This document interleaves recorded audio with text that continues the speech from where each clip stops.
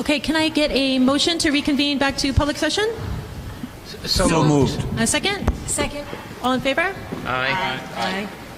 Aye. Linda, are there any communications? Oh, I'm sorry. We're going to do the Pledge of Allegiance first. Yes, Where's our flag? There it is. I pledge allegiance To the flag of the United States of America and to the republic for which it stands, one nation, under God, indivisible, with liberty and justice for all. Thank you. Linda, were there any communications other than what's on the agenda? Actually, there are no new communications on the agenda. I do want to remind those board members who have not submitted their financial and ethics disclosure form to please do so. There's 2 or 3 of you left. Thank you. Thank you. And now we're going to approve the minutes from the regular public meeting and executive session from February 22nd, 2016. Is there any discussion? Can I get a motion? So moved. Second. Second. Is there any discussion? No? Okay, Linda, roll call. Ms. Byer? Yes. Ms. Cimarusti? Yes? Ms. Gowan? Abstain as I was absent. Mr. Krieger? Yes. Mr. Magaziner? Yes. Ms. McFadden Nicola? Yes. Ms. Pietrobono? Yes. Ms. Richardson? Yes. Mr. Roslowitz? Yes. Okay, and the next on our agenda is the superintendent's report, but before we do that, I just want to thank everybody so much for coming out. This is something new that we started doing this year, or kind of old but new. The board used to do this years ago, where before board meetings, we'd have performances by students, we'd have student recognitions. It's kind of fell by the wayside in the last couple of years, and I think, I know I personally have missed it. I think it's a wonderful way to get people involved in the board, to see more about what the board is doing. And a wonderful way for us to showcase our students for the public. It'll be recorded. Actually, tonight for the first time, the board meeting is being live streamed, so hi to everybody at home. Everybody can give a wave to everybody at home. They should be able to be following along from our website, which is fantastic. And I thank everybody so much for coming, and I'll turn it over to Scott. Thank you. So first things first, I would love for Ms. Brown's group to perform another number if they would like. So, Mr. Benjamin, we'll wait until after Ms. Brown, and then you can recognize some of your students.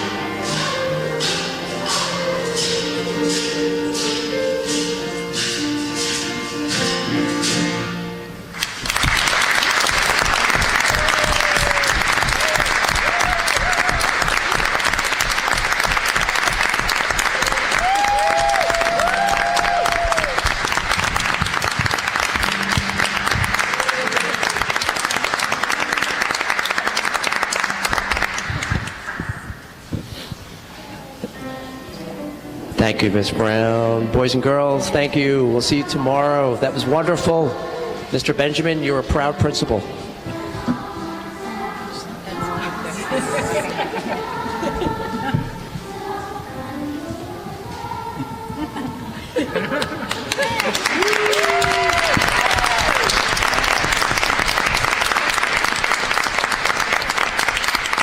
So now, as part of my report, I want to hand the mic over to Mr. Benjamin, who's going to recognize a series of students who've done some remarkable work at Bartle. Good evening, everyone. How are you? I have to really tone it down because typically, if you've ever been to any of our awards assemblies, you'd see that we're a pretty excited group. So I'm going to try and be reserved and, tone it down a little bit. But I'm always happy and excited whenever we're talking about awards. So we're going to start off our first recognition with our Student Spotlight Award. And again, this person is such a special person to me. And, I'm always shouting this person out every time I get a chance. But this student deserves to be recognized for so many reasons. It is because of her initiative, her creativity, her care for others, and leadership that she joined the Bartle Student Council and asked if a fundraiser could be put together to raise money for the Rutgers Cancer Institute of New Jersey, which she had a connection with over the past summer. We are so proud of Eliana Beyer for truly being epic by encouraging positivity and inspiring change. Thank you, Eliana, for joining the Student Council and initiating our latest fundraiser, Pennies for Playtime, which in fact raised $966 in such a short amount of time. So give Eliana Beyer a round of applause.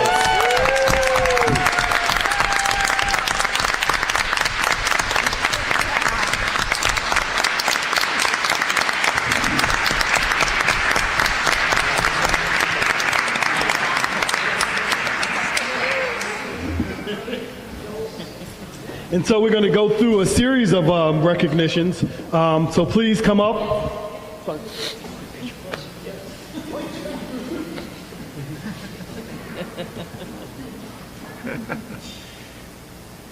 It's so sweet.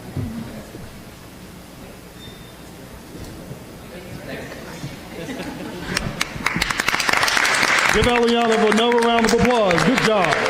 So now we're on to our other recognition awards. We have Luke Callan. He gets the Friendship Award.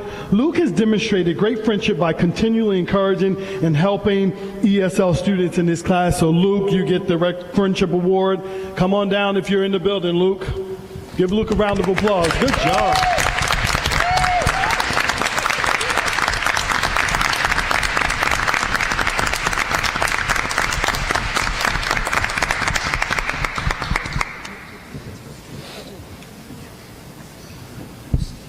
We have a Positive Role Model Award, and it goes to NN Chu. NN Chu, come on down. You have been a positive role model for your classmates. The next award goes to this individual.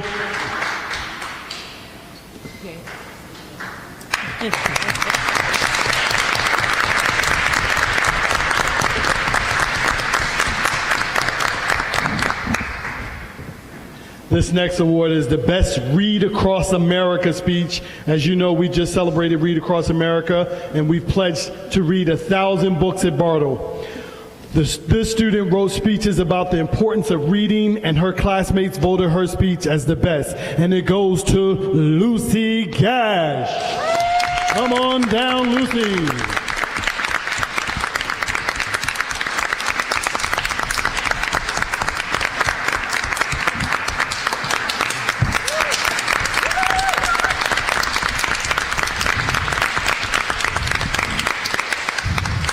This one is one of those rare awards in where we have student leaders, and particularly this particular award goes to a student mentor and always responsible, help substitute teachers when there are substitute teachers in the classroom or throughout the building, and it goes to Anna Jurisic. Come on down, Anna.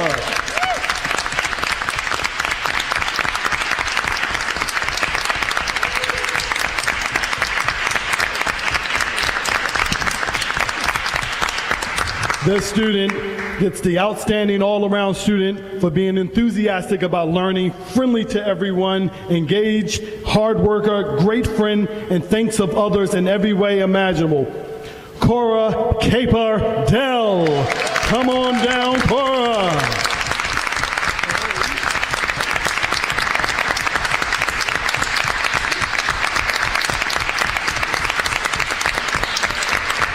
We have another all-around student in the 4th grade, Mr. Cody Lee. Come on down, Cody.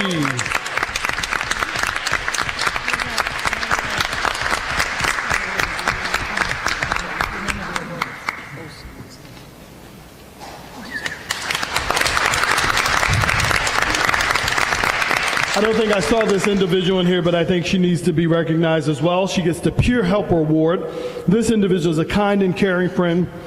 A new student came to our class at the end of January, and she made her feel welcome and helped her learn the routine of the classroom. And it goes to Janiyah Mack.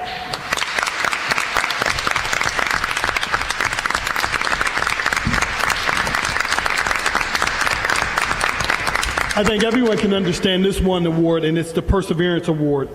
Each day, this individual puts his full effort to complete assignments and doesn't give up until he has completed it to the best of his ability.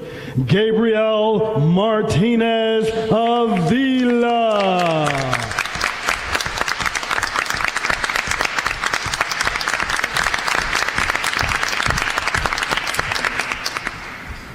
We have another outstanding all-around student.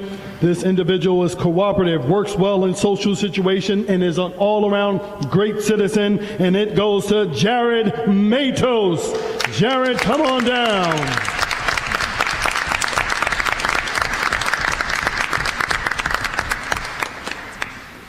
This individual, I admired his brother for wearing the coolest hat on the planet when we had our hat day. So, I think the brother should get a hat award as well. But this individual gets the EPIC award, and EPIC stands for Encouraging Positively and Inspiring Change here at Bartle. This individual brings out the good in his fellow classmates. His positive nature encourages others to be the absolute best they can be. And I can tell you, if there is no other award, this person gets the EPIC award, and it goes to Henry Rosener. Come on down, Henry.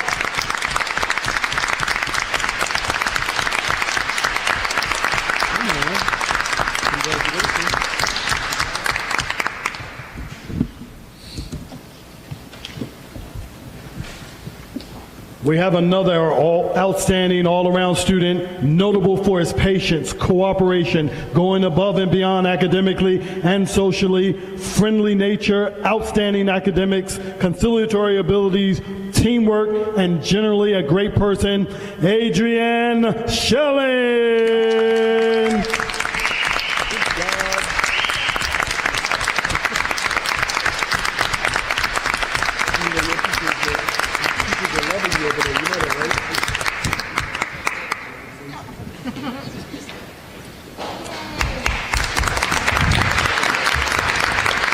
We have another outstanding all-around student for just being a phenomenal student all around, and we're going to give it to Voltek Slavic. Come on down, Volta.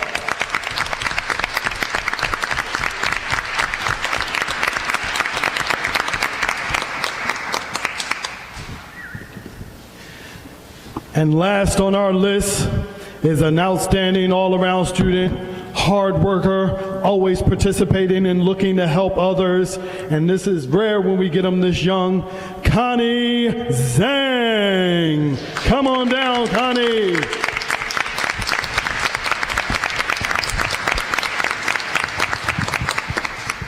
We'd like to thank everyone for coming out. We really appreciate our kids and our families, and please continue to support everything that we do. Thank you. Mr. Benjamin, before you go, I'd like to have all the students who were recognized come on up for a group picture. Come on up, let's get a group picture, guys. Come on up.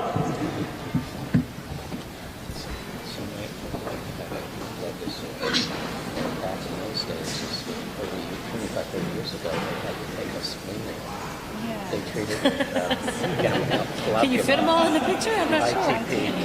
It's actually pretty behind.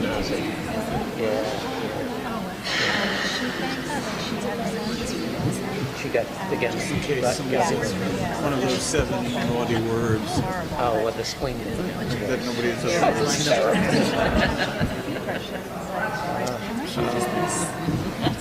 They thought I was beating them. My arms got black and blue.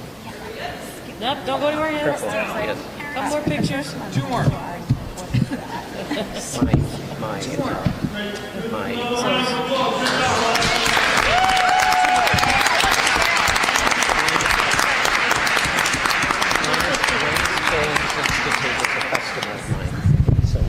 wife was a big vitamin. She said, I want to talk to Linus Pauling. So I got him on the line. Tough acts to follow, but as some of our parents are heading out, I am going to let our student representatives have a little airtime. I know you sent a report, so if you'd like to expand on that a little bit, you're welcome to now. If you have nothing to report, that's okay too. It's putting you on the spot.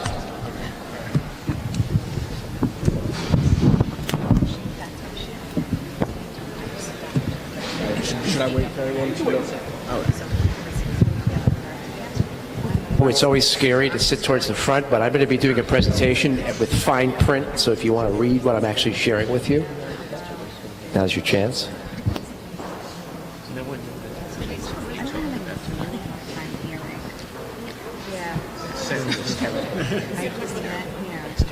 Okay, so Matteo and Amita, your show. All right. So we don't have anything to report right now for Irving and Bartle. In the middle school, parent-teacher conferences are this week, and spring sports are also starting this week. Unfortunately, because of the rain, track was not able to practice today. And in the high school, today was Pie Day, and so in honor of Pie Day, the Key Club held a pie-eating fundraiser where students could compete against themselves, and in the end they would compete against Mr. Lassiter and other teachers. And in the end, one teacher, Mr. Casapides, won, and the event was very successful. They raised about $300, and this will go to partner charities with our school's Key Club. And in the last week we had really nice weather, as some of you may know, and in the high school we used the outdoor classroom a lot, and it was like an overall great success. I was there, I enjoyed it a lot, so it was definitely a really good project to go through with. And our National Honor Society has also just started a new partnership program with the middle school science teachers, specifically Miss Anand, and they're going to mentor science classes at the middle school, which is really cool. Our student congress at the high school just held a food drive, which ended on Friday, raising 7 bins of food. And finally, the Global Citizenship students, which is a program run by Mr. Gold and Mr. Esteban, have just started their cultural heritage projects that focus on making a change in the communities. And we'll report back a little more on that after spring break. Any questions for our student representatives? How much pie was eaten? I heard it got pretty messy because it got pretty intense. That sounds fun. Thank you. So at this time, what I'd like to do is recap the goals that we've been working to address as a school district, and then I'm going to talk about the preliminary budget for next fiscal year. I'm not going to read each of these goals. You can find them on our district website, but they're very important because they are what bind professional development, teacher evaluation, our current fiscal year budget when it comes to making decisions. Ultimately, the overarching goal is that all of our students will succeed at high levels, academic, social, and emotional. A reminder, I've touched on this already to the board and the community. We are working very diligently to reflect on our curricula, K-12. One of our biggest tasks right now is to be sure that we're vertically aligned, that we're reducing gaps in our curricula, that we're not repeating unnecessary treatment of skills and instruction. There's a lot of work going on right now in this area. The first step, though, is to develop a plan or a strategy, and we're doing that by creating a 5-year curriculum revision cycle.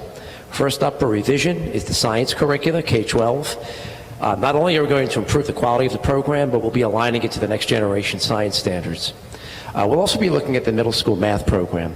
because it appears from my meetings with the Math Curriculum Committee for the district that we have our biggest need at the middle school in terms of programming. Right now there's a big disconnect between the 5th grade and 6th, and then the transition out of 8th grade into 9th grade. So we're going to try to improve that articulation between among Bartle, middle, and high school.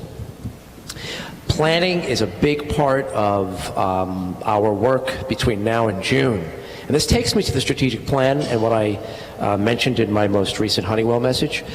The strategic plan process will take place in late April, early May. We have a steering committee right now made up of 11 members of our community. These are stakeholders that represent all sectors of our community. We have a representative who speaks on behalf of non-public school students, mostly in the Orthodox Jewish community. We have the president of the local chapter of the NAACP, member of our borough council, several parents, teachers, and administrators, and member of the board, board president, all sitting around a table planning logistics for the process. This group is not actually developing a strategic plan.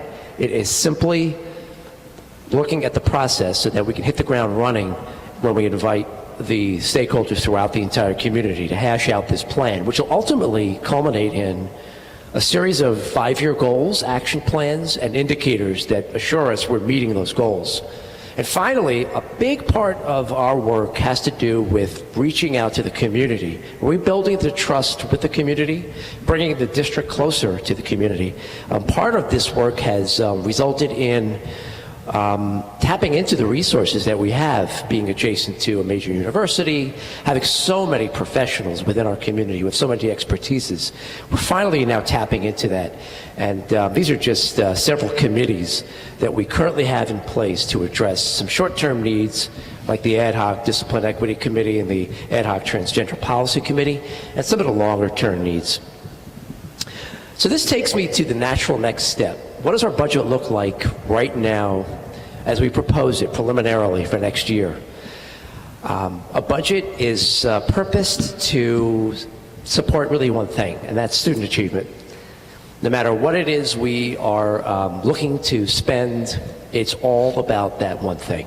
And not just students' academic achievement, but their social and emotional well-being as well. So to do this, we have, as a district, and a Board of Education specifically, the Finance and Facilities Committee, spent a lot of time in the last several months very carefully, slowly, and comprehensively looking at a planned set of expenditures and revenues for the next fiscal year.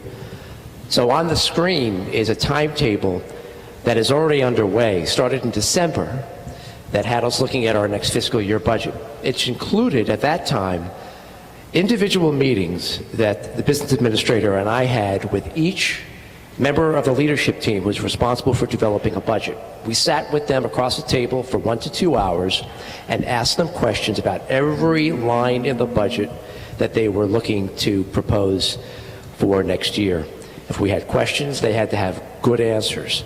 If we found that there were overlapping expenditures, we looked at the different budgets across the schools or at the central office location, and we cut out those overlaps.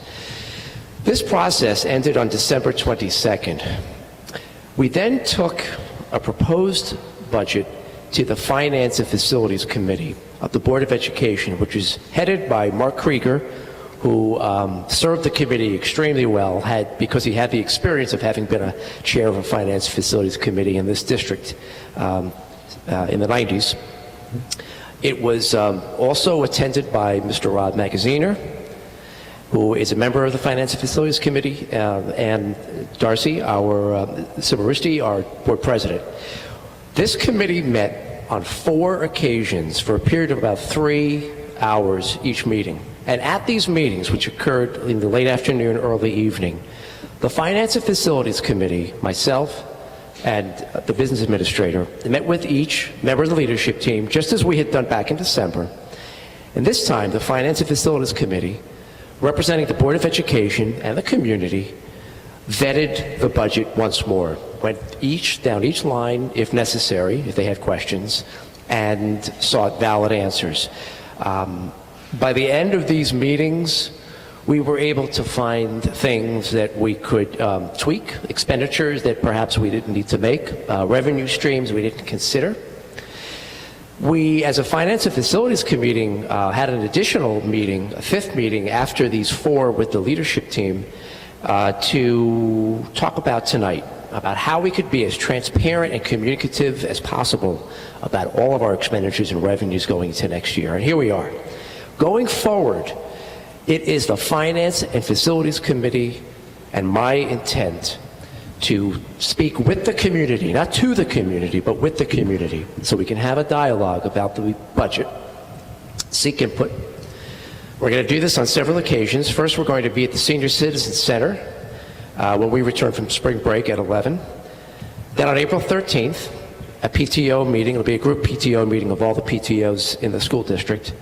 And then on April 12th, and that's not ordered as it should be, at night, we'll be meeting a congregation of Oha Vemeth, which is on Raritan Avenue. This will be a forum that will be inviting the conservative and Orthodox communities from around Highland Park to attend and speak with us about the budget. And finally, between that time and May 2nd, we're going to have a final budget that we'd like to present to the Board of Education, seeking their approval. So now let's talk about what we are looking at next year in terms of proposals. A budget is based on two things. When I break it all down and look at it simply. Expenditures, what we have to spend to sustain our district and promote student achievement, and revenues, what's going to pay for these expenditures. First, I want to talk a little bit about the highlighted changes in our expenditure on the expenditure side this next year. We're looking at very significant special education costs, particularly in the area of out-of-district tuition and transportation. And I'm going to share numbers with the community and the board in a couple of minutes. That's one of the things that is going to be taking quite a bite out of our budget going into next year. We're also looking at, and we've seen this happen from year to year, costlier employee benefits, including health benefits and pension. And finally, to highlight the changes in expenditures, I need to point out that we'll be hiring additional personnel to support the kids and the teachers because of a number of factors. Increased enrollment in the special education area, and some bump in our enrollment that we're seeing at Irving School, and that's going to carry into Bartle. So now I'm going to show you exactly what we are proposing we spend next year for fiscal year 2017. I'm going to go over each line. The first line I want to have everybody pay attention to is what you've commonly heard are the building budgets. Building budgets are the school supplies, the extracurricular activities, all the things that go into the classroom itself when it comes to helping a teacher on a daily basis do what he or she does. Right now we're proposing this amount, which is going to see a decrease of $41,014 from last year's, from this current year's numbers. District operations refers to all those things that go into managing the buildings, facility, that includes maintenance, utilities costs. If things break, we have to fix them. If it's a roof that needs to be repaired, we have to bring a roofer in. As some of you know, we had a situation in the middle school which we had to remediate mold to the tune of tens of thousands of dollars. These are all things that are included in district operations. And again, we are proposing a decrease in expenditures from this fiscal year into next of $171,246. At the central office level, all those funds that we use to support the revision of curricula, provide professional development to teachers, will also see a decrease of $15,675. The remaining three expenditures you all see are increased going into next year. These are all things that are not in our control. Salaries, benefits, and special education costs. And I'll be glad to answer any questions anyone has specifically about what is going into our increase in salaries, increase in benefits, and increase in special education. So that's the expenditure side. And I'll show supplementary documents to anybody who has questions and needs clarification. So we have, as a district, looked for creative revenue streams repeatedly, and this year we found yet 3 more. One is the placement of foreign students in our high school for at least 1 year on an F1 visa. Our school is now accredited and able to accept students from other countries. Right now we are looking to accept between 5 and 7 students from China who can spend 1 year in our high school.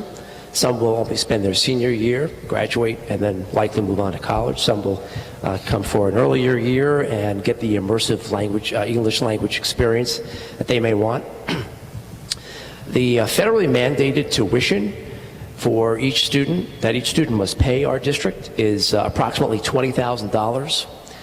While we're going to start slow this next fiscal year by taking 5 to 7 students, we do see the potential to take as many as 15 students going forward. But we want to try out this program and make sure that we iron out the kinks. We are also working closely with the Chabad House, who unfortunately was not able to secure a location in Piscataway that it has used in the past for its summer camp. I received a call from the rabbi who's the chief rabbi at the Chabad House, and after several meetings, we agreed it would be a good thing for both the Chabad House and the district to come together and work collaboratively to have us host their summer camp. Rental fees and other fees will be assessed, and so this again is a revenue stream we didn't expect last year that we can't count on going into next year.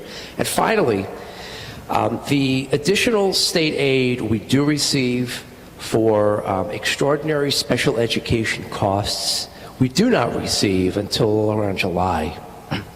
So the best we can do as a district, and this is the procedure in all the districts in which I've worked, is conservatively estimate what we will be generating in revenue. But the history tells us that we have gotten increased extraordinary aid, so we do anticipate that aid going into next year. Unfortunately, we can't count on it as much as we'd like because we just don't know what those numbers are going to be. And here's a breakdown of that revenue. As you can see, our state aid has remained almost flat, only having received $48,633. I mentioned tuition. Right now, we are assuming we'll take at least 5 students. That number could go up $20,000 or $40,000 if we take another 1 or 2 students.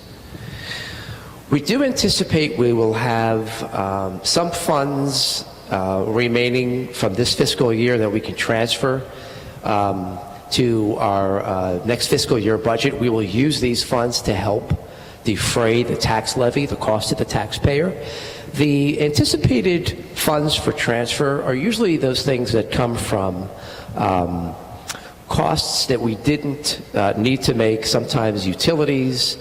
These might also be, actually, Linda, could you expand on that?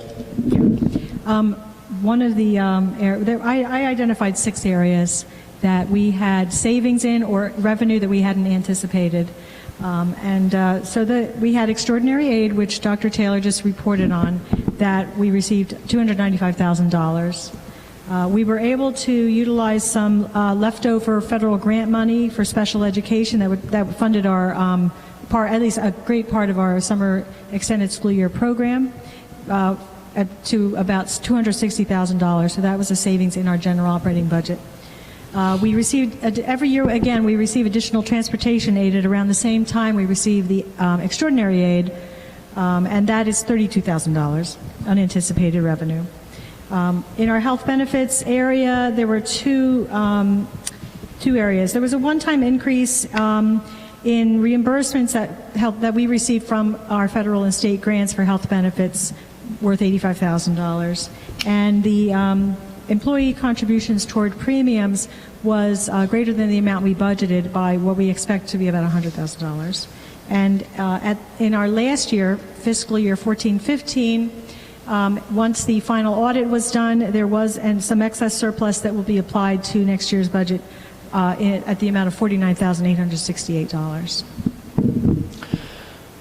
Of course, taxes will generate revenue as well, and then there are some miscellaneous funds that we can utilize going into next year. Could you expand on what other might include other revenue examples? Well, any rentals income when we rent out our facilities. There's a special, it's called an aid, it's called SEMI, Special Education Medicaid Initiatives. It's actually reimbursement that comes from the federal government. It flows through the state of New Jersey for specific related costs such as speech therapy, physical therapy, and part of the process of developing the IEP, or Individualized Educational Plan, for students that are on students who are eligible for Medicaid. So this is a service that Medicaid basically is reimbursing the district for. That's actually a big chunk, but we never know what we're going to get. Those are the two big areas. Okay. A little bit of interest, but these days not much. So, as you can see, we're working hard to control expenditures that we can control. We have no control over certain expenditures. We can get creative when it comes to generating revenue, and we will continue to do so. And we might see some of our revenue streams increase, like I pointed out in the area of international student tuition, and perhaps we can do more in the area of collaboration like we are with the Chabad House going forward.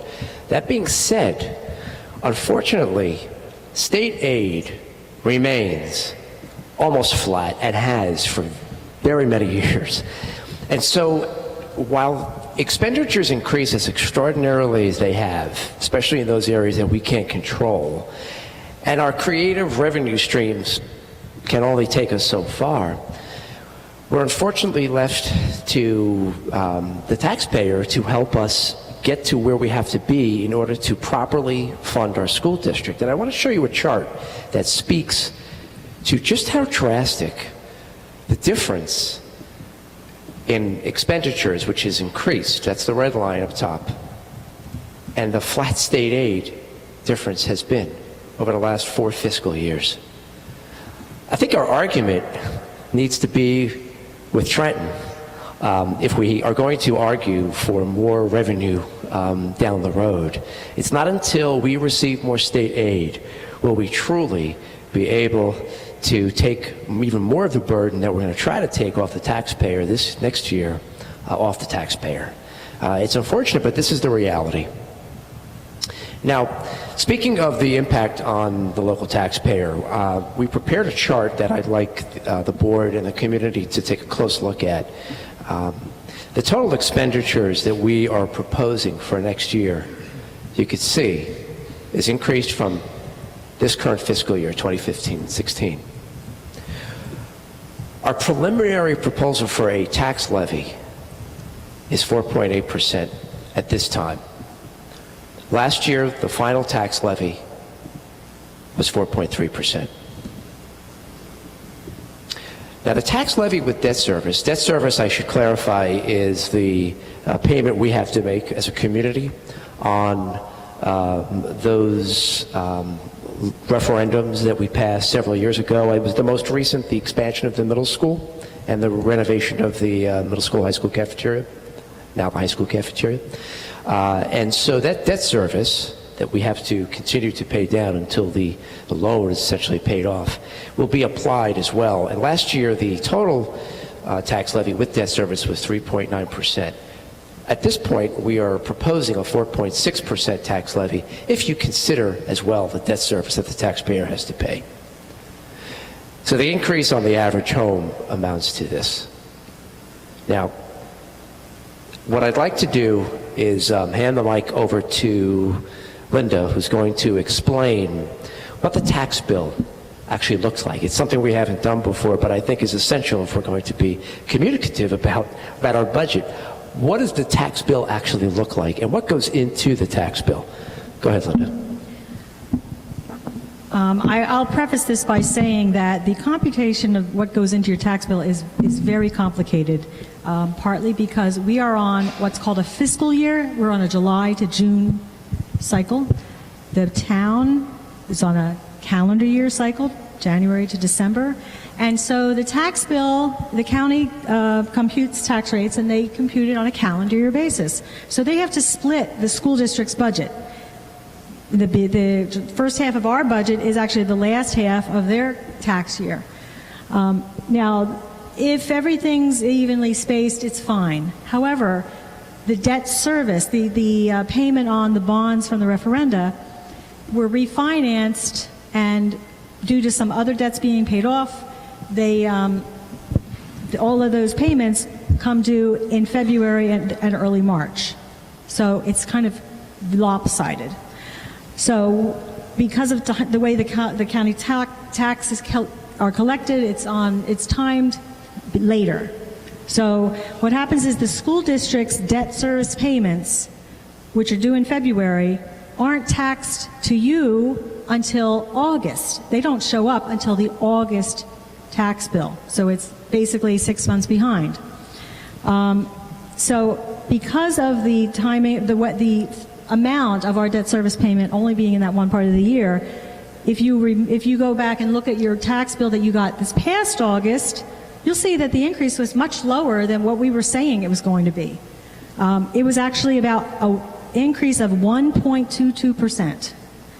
So as a result, however, there will be a greater increase in your tax rate coming in August. You're going to see, if everything remained the same right now, you'll see an increase of about 6.33% in your tax bill in August, because those debt service payments which we already made in February aren't going to be taxed to you until you get that bill. So we're going to be making up for it then. In the future, we are planning on splitting up the assessment of the debt service taxes so it's evenly split the first half and the second half of the year. That way, you won't see a big spike again in your tax bill. I'm going to show a slide in just a second that lays out a visual of what Linda just pointed out. But again, before I do that, I just want to highlight what it is the Finance and Facilities Committee and the leadership team is proposing to the full board. We currently levy for taxes, and that is 4.8% for the general fund. That's without the debt service. So I'm going to show you a slide, and I have to say that for those of you who are at home, either watching live or who will be watching this recording, do know that all of these documents, and even some additional documents that I'll show you in a few minutes, we placed on our website. There will also be a user-friendly budget on our website. There'll be a link on the front page. It'll direct you to the 17 page, and there'll be all kinds of downloads so you can actually see these numbers up close. So at this point, I'm going to sit down while everybody digests what they're seeing, and then I can take questions from the board, and then I believe we're going to open up for public comment.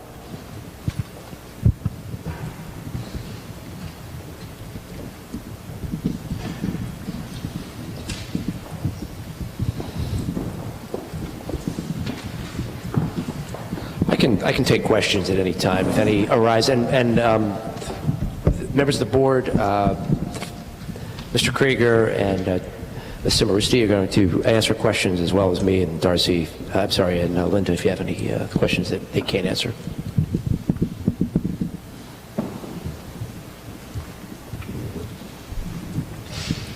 If the board doesn't have any questions at this time, I'll hand the mic back to the president. I'll hop in, I guess. You had mentioned the, and I think residents will be interested in the increase in that salary line. What goes into that line? The numbers person is getting the numbers. Oh, that's that chart. Okay, thank you. I'm sorry. I'll pull that up. So I'm going to pull up several documents, and again, these are the documents that will also be on the website.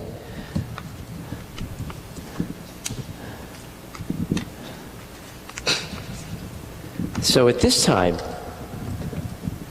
here's a list of the personnel that we are proposing we hire. First, we would like to increase the part-time status of the guidance counselor at Irving to full-time. We'd also like to add a middle school, high school counselor. We are understaffed when you look at our student-to-counselor ratio in the middle high school. That happened about 2 years ago when we let go of a third guidance counselor. We are sorely missing that individual for 2 reasons. One, the testing mandates have unfortunately increased since that time.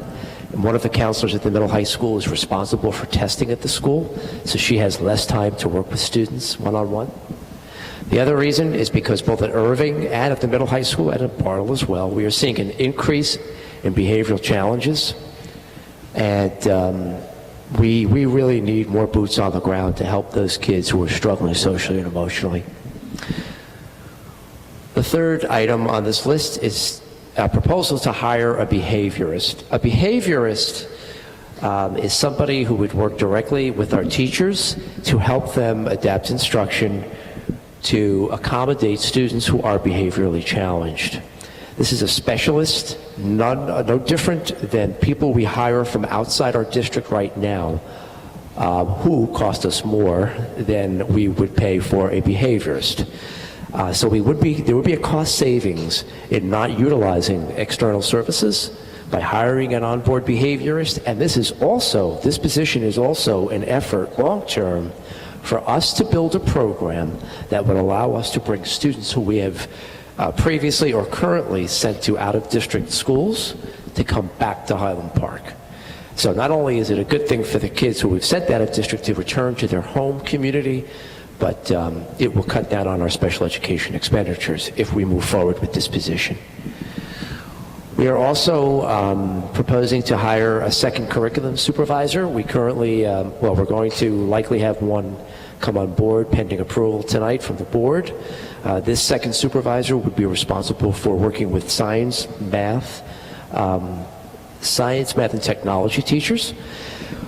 These positions, any of our supervisor positions in this district, are intended to be serving students and teachers, not me, not me directly at least.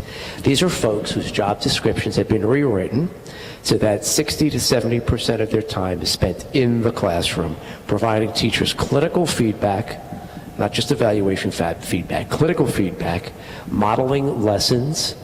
These are folks who are experts in content areas. Tonight I'm going to be recommending one who is an expert in the field of literacy. That's a position to be filled that's already been budgeted for. This is an additional curriculum supervisor. And when I'm done showing you this slide, I think I'm going to show you another graphic that takes a look at the leadership structure history so people have a better understanding of why we need to hire this curriculum supervisor. We also are proposing the hiring of another teacher at Bartle to accommodate the bump in enrollment that I mentioned earlier we have at Irving. And then several resource room teachers who would also do some in-class support work to accommodate a slight uptick in our numbers of special ed students, but more so an increase in the needs of our special education students. Again, this will be available for download on the website, but what I'd like to do now is show everyone a little history of the structure of the administration team in this district. So I've actually looked at the history of our administration team since 2003. I'm going to zoom in, and I promise I'll go slow. But I decided to only show you going back to 2011. The numbers prior to 2011 are more drastic even so. We were quite heavy in central administration prior to 2011. What you could see if I zoom out for a second is that the trend was for us to work at a pretty strong point in terms of balance of central office administrators, coordinators. And then a couple of years ago, we saw a major uptick in salary to the tune of $918,000 and $844. And you can see how top-heavy we were in central administrators. We had a superintendent, 2 assistant superintendents, a business administrator, our ed services director. We had a project manager and data specialist with a salary of $105,000. And then we had Title I coordinators. We had 2 Title I coordinators. Last year, 2014-15, we decimated our central office staff and ended up decreasing our budget by $1,414,000 just in central office staff alone. What I'm proposing, and now I'm going to zoom in, is we come to a healthy balance. I'm proposing a total salary of $720,147, which is still less than where we were back in 2011-2012. Again, what I've done is I've swung the pendulum back, so we are not spending as much as we were, $918,000 a couple of years ago, and at the same time restructuring the team so our teachers and our students are getting more hands-on support. So that answers your question in a long-winded manner. Thank you, Mr. Magaziner. Any other questions? So it seems like it would appear to me that in the listing of all the various positions that we're looking to add to the district, we're also creating an opportunity for us to be able to potentially bring students back to district Absolutely. who are currently in out-of-district placements. And if I understand correctly, that's a fairly sizable number in our budget. It is. And that's a good lead into another chart that I'll put up on the website, what our special education costs are currently. Just take a look at these numbers.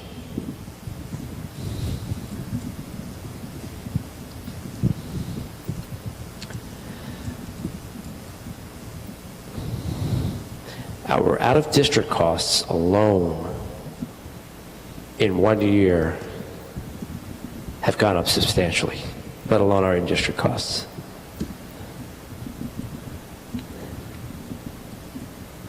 For a total of an increase of 21.5%. So yes, Ms. Richardson, the idea is we could create a program to work with the most behaviorally challenged students who we previously sent out of school, out of our school district, who sometimes have tuitions that we're responsible to pay up to, they can range anywhere from a state school, which could be $25,000 to $30,000, to a private school, which can take us to $90,000 to $100,000 in tuition payments. And we have several of those students. Now, I have to also add that we as a community, I'm going to take this opportunity to point out that as a Highland Park community, we are as a community responsible for providing these special needs services to all children, regardless of their status as a student in our district or not. So if there's a student, if there's a child in this community who would not come to our school, perhaps would go to an out-of-district school, or sorry, not a public school, a private school, or otherwise, or a charter school for that matter, we would still be responsible for paying tuition because we are the district of residence for those children. So these costs don't just include the students you see, or you see on the street who have maybe have been in our school district for a couple of years and then we had to send out of district. They may be kids we've never met before who immediately were sent to an out-of-district placement.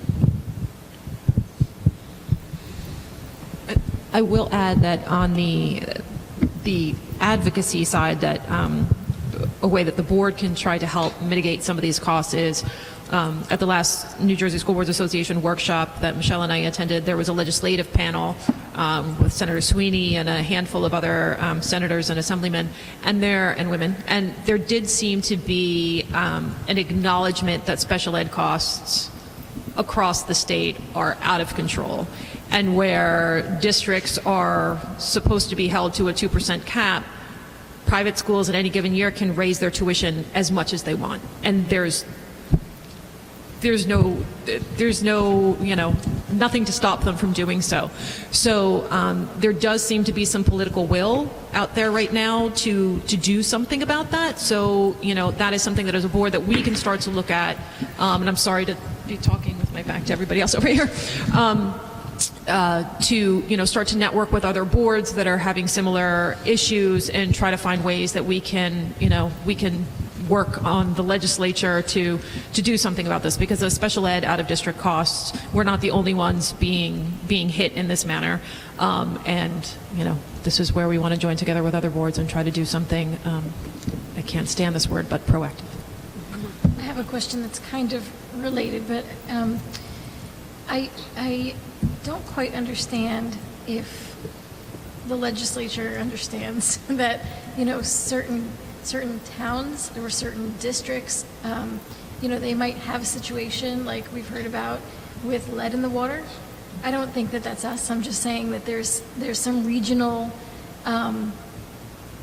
some regional affect to the amount of potentially special ed students that I worry, in general, not about this particular budget or this particular town, that we're not talking to our legislature enough about these issues, about, regional issues or district specific issues that would concern special ed in particular, because it could be attributed to environmental issues, why we're seeing, numbers that are rising in special ed costs. And it's definitely not related to this budget or this town. It's just something that I thought of, considering that I'm just hoping that people would be getting in touch with the legislature more than they have in the past about these concerns, that we keep on top of it.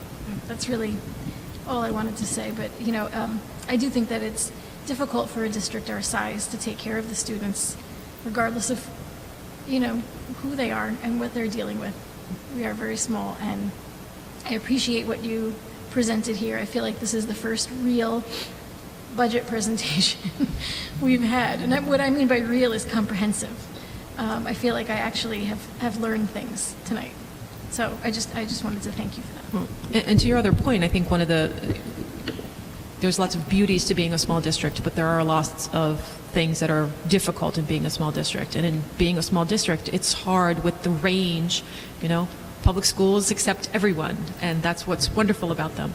But it also means that we have to serve the wide range of issues that children come to us with. And it's if you're a district of 10,000 kids, it's easier to create a program around clusters of students. But when you may only have one student here who's dealing with this issue and 3 students there who's dealing with that issue, it becomes very difficult to create a program around that student. But that being said, it was just a couple board meetings ago, we had that wonderful presentation about our CBI program, and there are certainly plans in the works, and Scott and I have talked about this, that in the coming years that this could potentially be a revenue source for the district, not only in terms of bringing students back from out of district places when we have a really solid program in place to serve them, but where we could also advertise that to other districts, because that's in the realm of possibilities as well, where we could go to neighboring districts and say, hey, we have this wonderful program for students who fit these parameters, and we'd be happy to serve your kids. So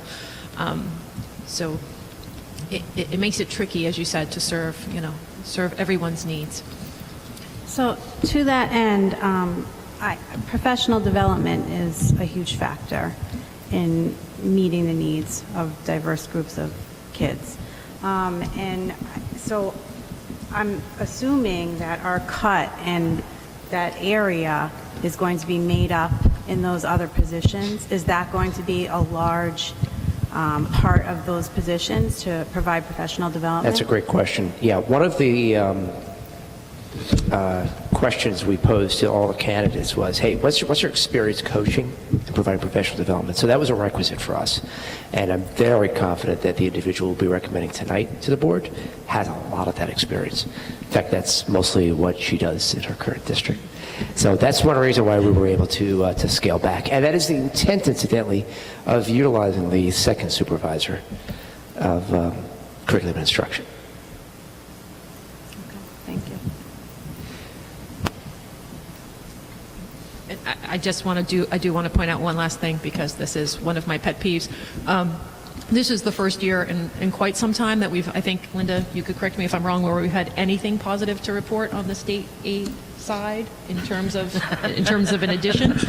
But again, I feel like I'd be remiss if I didn't point out that 18,000 plus of that is what's being titled host district support aid, which is, the language is not, we haven't seen the exact language in the budget, but my sense is this is actually a byproduct of some advocacy work that we did as a board last year, where we pushed back very hard as a board and then joined with other boards around the state because the governor was inserting a language provision into the budget which overfunded charters. While we were being underfunded, he wanted to make sure that the charter schools did not suffer the same underfunding that districts were suffering, so he put a language provision into the budget which funded them to a level that was higher than was allotted under the charter school law.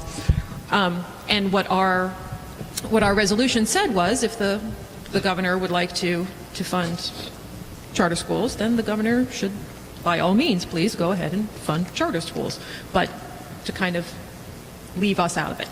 And that seems to be what's happened, that the state, instead of keeping us flat and giving more money to the charters, he's essentially keeping us flat, but that extra money that he wants to pass along to the charters is now coming out of the state budget, and we're just kind of the pass-through.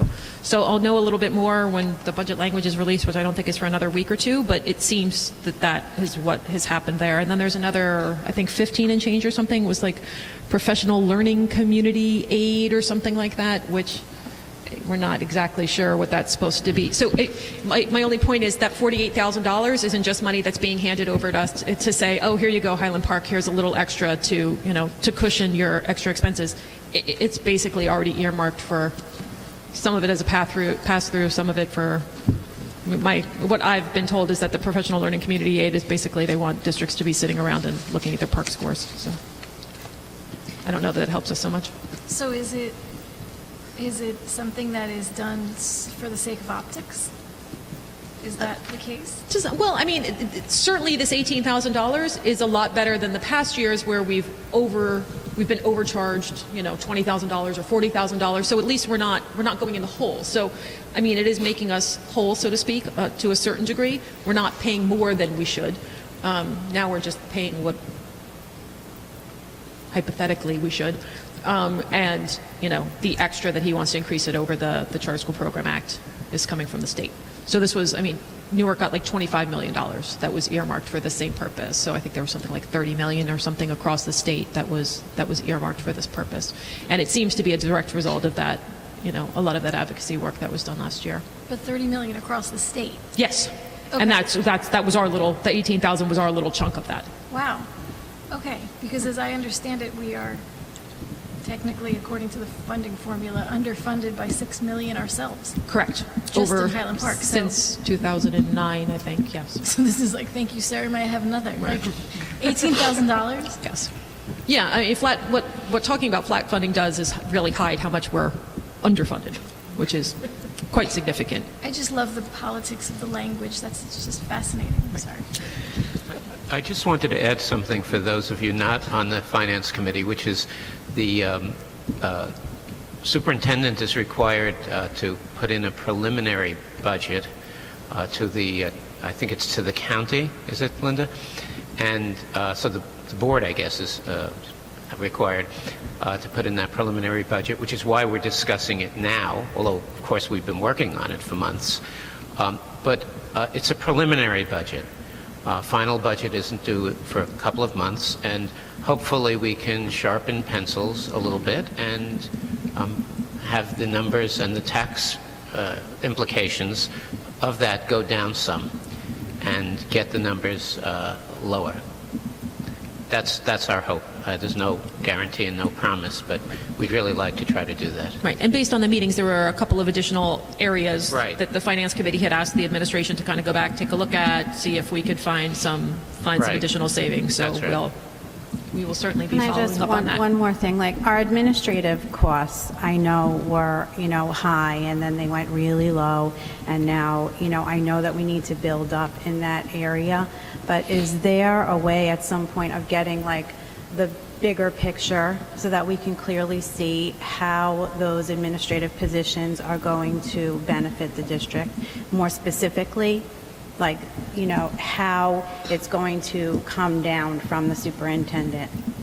Do you mean like an organizational chart, or? Yeah, but more specifics about how that organization is going to benefit the children in the end, and what we're doing towards that using those positions, because it is a large increase from where we were last year. So I just want to see a bigger picture. Right. And I absolutely hear that point, but I think it's difficult to compare it to where we were last year or the year before, because I think I'd be euphemizing to say that we were treading water. No, I totally understand that. I mean, but what it is was a large jump now. Right. And I think that it would be helpful to see how that large jump is really going to end up, serving our needs, and how it's an absolute necessity at this point. Well, I mean, I think a part of the conversation that we've had in the past at the board table, and happened a little bit in our conversations around the budget, was, and Scott alluded to it a little bit tonight, is these positions, those job descriptions are being rewritten, and with the intent of having those people in the classroom. So they are not people who are sitting in the central office managing data. They're people who are working directly with our teachers, who are giving professional development to our teachers, and then the reality of it is, I mean, as you know, with Achieve AJ, with the increase in, what is it now, every tenured teacher needs to be evaluated how many times per year? 4 times, all non-tenured. I mean, the administrative load that has been passed down to districts is astounding. So this helps, and we've seen that in the last couple of years with less administrators. The things that get left behind are things like the kids' social emotional needs. Right. And we can't have that, because then that just causes problems in other areas. So it's kind of like, if we don't front load, our administrative staff with, the time and the flexibility to do, tick all the boxes that they need to tick, everything else, the trickle down to the kids in the end is... Right. It's tough to see it, though, from 1 year with totally nothing going to, If you want a visual, Ruth, you look at the chart I have on the screen, and the way the list is organized, all your central administrators are up at the top, and then your in the classroom supervisor level folks are right here in the middle, and then you have your coordinators at the bottom. And you can see, at our worst, when we were paying close to $918,000 in change for central office administrators, we were all up here and all down here. We had nobody in the classroom right here in the middle. Now what we're proposing is we get back to that balance. So that's the big picture to me. Does that answer the question somewhat?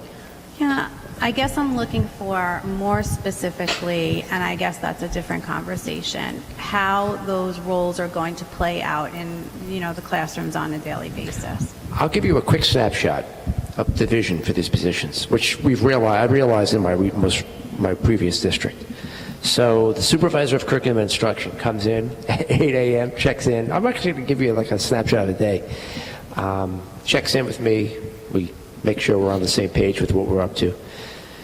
And goes out into the halls, greets the teachers as they come in, checks in with teachers who she or he may have touched base with by email the previous night, comes back to the office, gets his or her laptop, and then goes back out into a classroom because she arranged a clinical observation to conduct. A teacher who's trying to implement our literacy program, let's say the Daily 5, our management program, is struggling. The kids aren't getting it. They don't know how to move into their centers. So she called in the supervisor for some feedback. Supervisor goes in, spends 45 minutes in there, and then schedules some time during that teacher's prep, maybe later in the day, to debrief. So that's already about two hours of that person's day. The rest of the day is probably going to be spent formally evaluating teachers, because we're going to give a larger number of evaluations to these folks so they can go in and take some of the work off the principal's shoulders, so the principals can go back to being instructional leaders in their building and managing their building. And then at the end of the day, maybe 3 o'clock when all the kids are gone, that supervisor is going to conduct a workshop, voluntary workshop for the teachers who want to stay behind until about 4 o'clock. And that's what the day is going to look like. Thank you. Sounds good. I'm a visual guy. I wanted to share, if I could, concerning the curriculum of, the supervisor of curriculum and instruction for humanities. One thing that we talked about a lot at the second round job interviews was specific techniques that she would have to share with teachers about literacy, really, particularly in the middle grades where we seem to have with some students a drop off and getting sort of from Bartle to middle school to high school. So we talked a lot about sort of her going into the classroom, working with a teacher about a specific student's needs vis-a-vis literacy. So it sounded to me like a really hands-on thing. That's the technical term for it. A hands-on thing. But really, I mean, she came and she listed, like, here's a technique you could use if a student is having trouble with this. Here's a technique. Very, very specific things that she would share with the teachers. So that was exciting to me, that it really did seem, when I look at the job description, with all due respect to Scott, it's written at a very high level, identifies needs, assists, and but it seemed to me from actually talking with her and hearing what Scott envisioned for the position that this particular supervisor was going to be in the classroom saying, okay, this kid is not understanding, I don't know what you don't understand when you can't read. And, here's a technique to try. Tell me how this worked tomorrow, and we'll try another technique and another one. And so I was very pleased to see that. Great, thank you. Also, in terms of working with teachers with interpreting the information in the IEP, and how do you translate that into differentiated instruction in the classroom? How do you deliver an effective strategy for a child with this specific IEP? Different items written into their IEP. So that's another piece of it, and also the PD. Having someone come in at that supervisory level who is able to offer that PD that we currently are paying for from outside, and be able to then, offer that to teachers across the district at the different levels. So there's also that piece of it, that it's both the That's a very important part. upper level administrative type stuff, and then down into the classroom, all the way through the school. Okay, can I just say that, like, what I love about what's happening right now is Scott gets to sit back and have a energy bar, while the personnel committee, because they've been so involved in this, takes the lead and makes Scott's argument for him, while the candidate sits in the audience shaking her head. So this is like where we've come. I know I keep saying this, but where we've come from in the last 2 years is absolutely incredible. Like, we've gone from secret committees where we never knew what, to the candidates in the audience go, yeah, that's what I want to do. Yeah, that's gonna be so great. I can't wait to work with those kids and those teachers. It's gonna be awesome. I do take offense. It's not a candy bar. It's a protein bar. I didn't say candy. I think I said energy. Okay, energy bar is good enough. I'd like to contrast this with the district 25 years ago, when it was 30% smaller. So we had approximately 30% fewer students, maybe even 40% fewer students, and a comparable fewer staff. The supervisory and central office staff at that time was larger than it was last year. So when I was on the board, our first year we hired a assistant superintendent for curriculum and development, and we had a superintendent, we had a business manager, but we had more other people in supervisory positions than we do. If I add them all up, I was just going through that, than we do now. And we'll catch up to those numbers this coming year. So we have been very, very light in central office, and I'm very, very pleased we were able to do this in the budget. And I'd like everyone in the audience and also at home to understand that. The other thing that's very different is that back in the day, extraordinary expenses, and one of them we've been talking about is special ed and transportation, but there's many others. And back in the day, those were actually paid for somewhat by the state directly. Right. So we had direct state support. The only support we get from the state now on those extraordinary expenses, if they're extraordinary enough, is a little bit of money at the end of the year, which Linda talked about, and also we are allowed to increase our taxes by more than 2%. You know, the vaunted 2% number that you see in the newspaper and the governor talks about. We're allowed to go above that 2% now, which means we're taking it from the state and pushing it on, unfortunately, to local taxpayers. So it's really, really changed.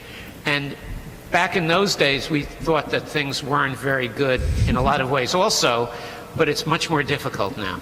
It's much, much more difficult now, just to give some perspective. No, that's valuable. Amazing Thank perspective. you. Yeah. Okay, so we wanted to do something a little bit different that actually isn't even on the agenda, and with the board's permission, I would like to make the suggestion, or I guess I will move that we have a public comment session right now, which will be just on budget items. So if anybody has any comments or questions or wants any clarification on the budget, they can get up and do that right now. And then we'll maintain the 2 public comment sessions that are still on the agenda. One after we have our board discussion about agenda items. So we'll maintain that public comment for other agenda items, and then we'll still have one at the end for, you know, whatever else anyone else might want to speak about. So I'd like to move that we open the floor now for a public comment. Second. Do we have to do a roll call, Linda, or can we just do a... Oh.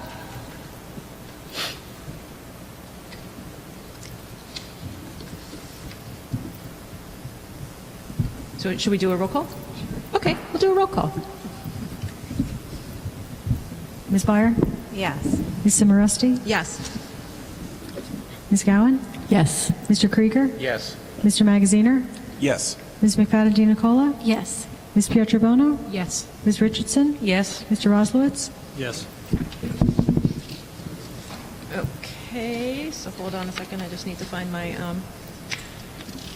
my little spiel. The Highland Park Board of Education welcomes public participation and has reserved this time for your comments. If anybody has any comments, they can come to the podium, state your name and address, and...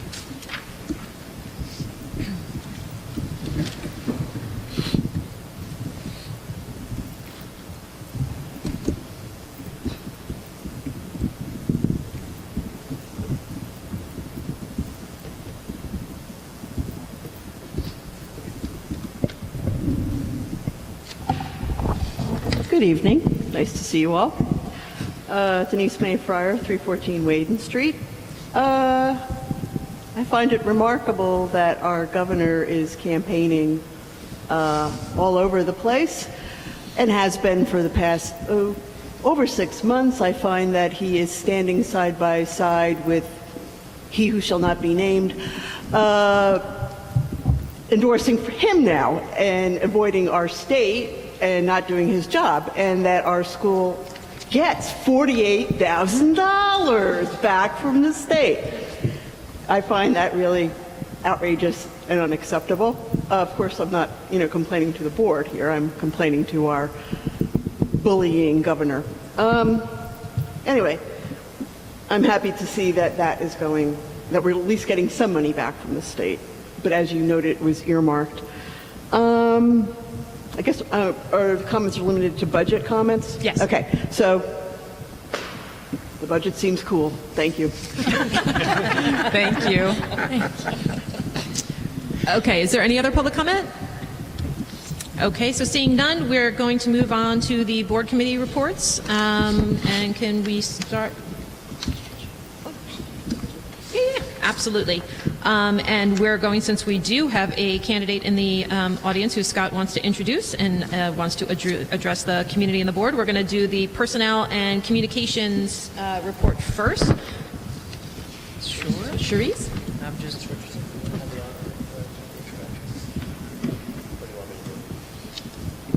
No, do you want me to move the items on the agenda first, and then do the introduction? Sure, that's fine.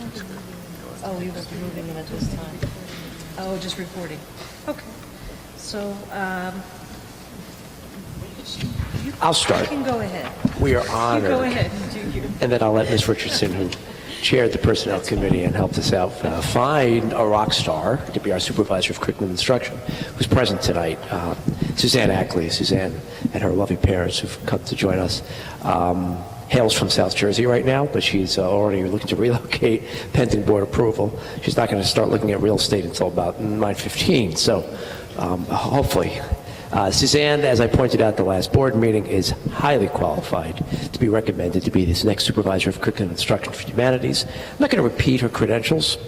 Those in the community who didn't have an opportunity to see the recording of our last board meeting should go back to that video, because we did talk at length about our experiences with the process of finding a supervisor and all that Ms. Ackley brings to the table.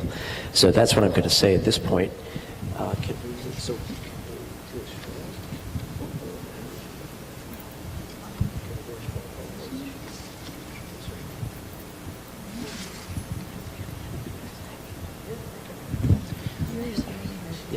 So being that I'm formally recommending Suzanne to the position, I'd like to introduce her. Why don't you come on up to the podium? Say a few words about yourself.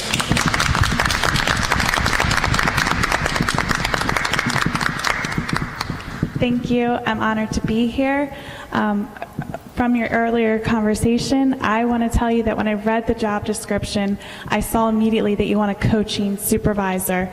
My current role has been to be a master literacy teacher for kindergarten through 8th grade building. I've provided 30 professional development workshops that were 2 hours each after school already in just 2.5 years. I have provided coaching in the classrooms in MD, multiple disabled classrooms, and BD, the behavioral disabilities classrooms, and inclusive classrooms. And I worked alongside teachers in a writing PLC to design a narrative genre study for Writers Workshop, and it was our school's first attempt at doing Writers Workshop, which I know you already have going here. So as I analyzed the data recently from their pre and post scores, the impact that a coaching supervisor can make is that all students can increase their writing abilities and all students can increase their reading abilities because of the support the supervisor gives to the teachers.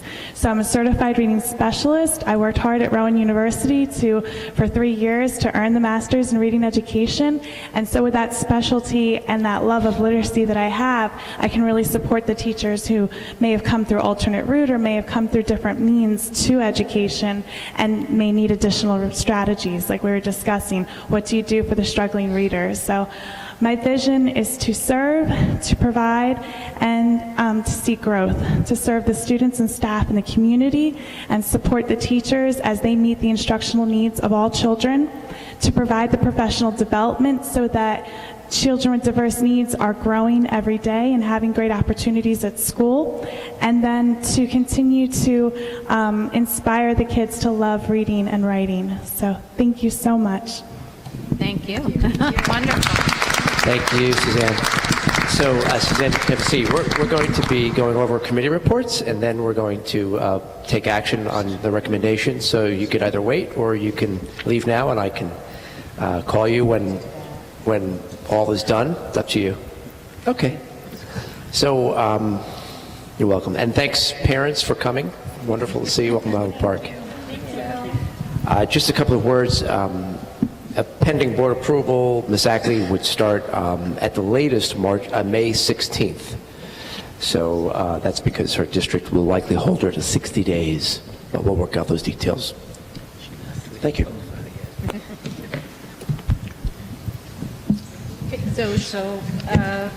So personal communication, we have 3 items on the agenda this week, which is the appointment of the supervisor of curriculum instruction. Suzanne Ackley has been recommended, and you have just met her. We then have our appointment of substitute teachers and a request for disability leave for a teacher. Sorry. Under the Family Leave Act.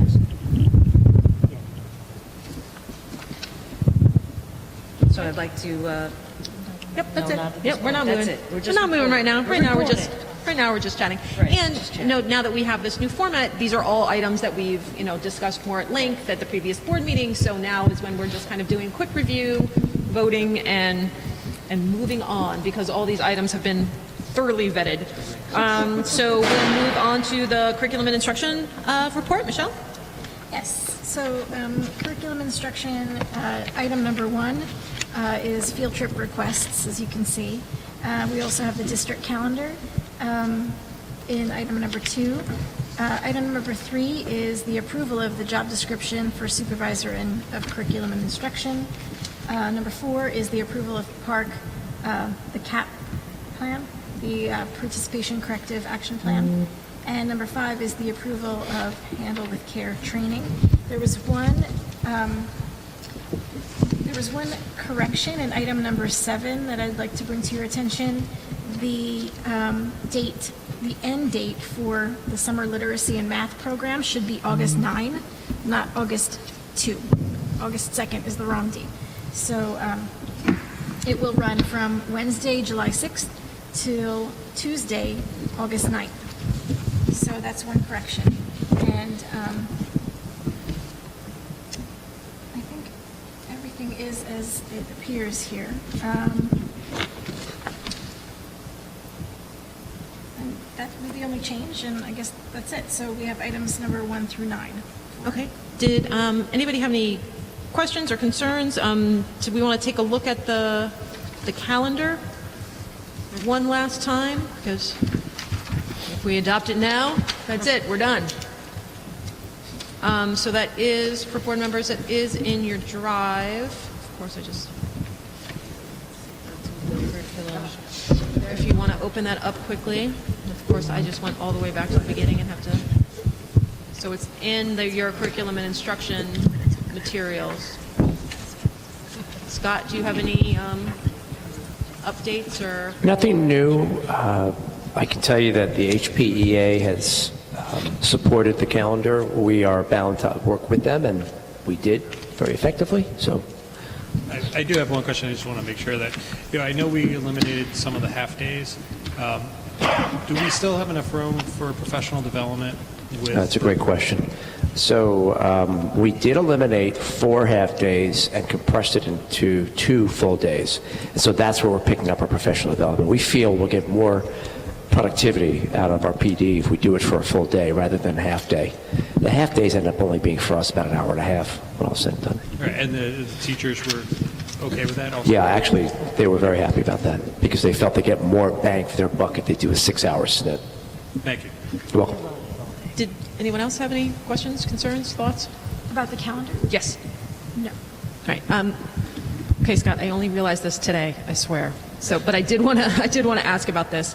To my knowledge, the way that we've built calendars in the past is to have additional days, either put a days into the calendar that could be taken away, or we would add days on to the end. The way this is being done, we will be, all right, this is like a little confusing because I'm directionally challenged, but we would be closing additional days during the school year. If we don't use extra days. Right, if we don't use extra days, Correct. which often happens. Right. My concern is that could cause disruptions for working families to all of a sudden have to come up with childcare.